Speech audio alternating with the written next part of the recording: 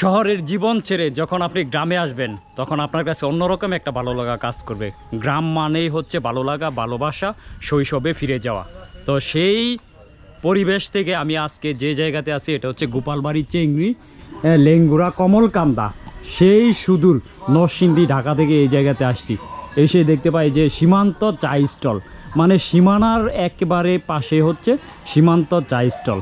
তো সীমান্ত চা স্টলে চা বিক্রি করে ওনার এখানে দেখি কি চা বিক্রি করে উনি। ভাই কেমন আছেন? আছি ভাই, ভালো। নাম কি ভাই আপনার? ভাই আমার নামই সীমান্ত।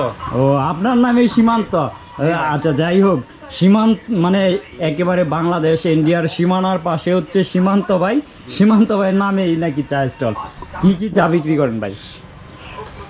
ভাই আমার কাছে চা অনেক ধরনের আছে, কিন্তু হ্যাঁ। আমি চা বেশি ওই যে দুধ চা আর যেটা রং চাটা আমি চা। মানে আমার এখানে চলে কন্টিনিউ। দুধ চা, রং চা, দুধ কি এগুলো গায়ের দুধ ভাই, গাভীর দুধ না? একদম লাল দুধ একবারে শর্করা। কত টাকা করে চা? চা ভাই আমি বেশি দুধ চা 10 টাকা করে, আর রং চা? রং চা 5 টাকা করে বেশি। রং চা 5 টাকা, দুধ চা 5 টাকা, মানে অনেক কম। আপনি শহরের যে দুধ চা আর এখানকার দুধ চা তাহলে অনেকটা তফাৎ, দামে কিন্তু অনেকটা কম। হ্যাঁ, আর চা মূলত মানুষের প্রেমে যেমন ভালোবাসার মধ্যে একটা আকর্ষণ সৃষ্টি করে, যারা চা প্রেমিক তারা চা খায় যখন, তাদের কাছে কিন্তু ওই রকম ভালোবাসার চেয়ে গুরুত্বপূর্ণ মুহূর্ত অনুভব হয়।